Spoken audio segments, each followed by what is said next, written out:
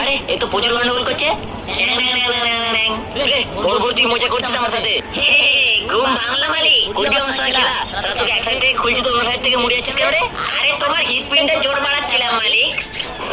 কোন ব্যায়ামটা প্রথমে করা যায়?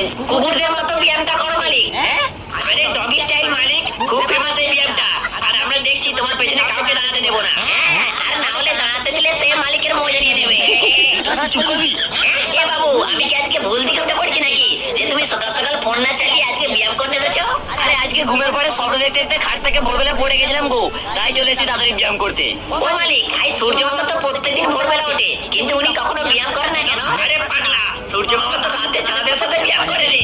ওই তোরা দুজন কি আমাকে সূর্য মামার হাতে রোদে পুড়িয়ে মারবি? এ বাবু চলো চলো, অনেক ব্যায়াম করে নিয়েছো, এবার ঘরে যাও। ও মালিক আই বৃষ্টি এসে গেছে গো, তাড়াতাড়ি আমাদের নিচে চলো না। আরে মালিক তাড়াতাড়ি চলো, নাহলে ভিজে যাবো।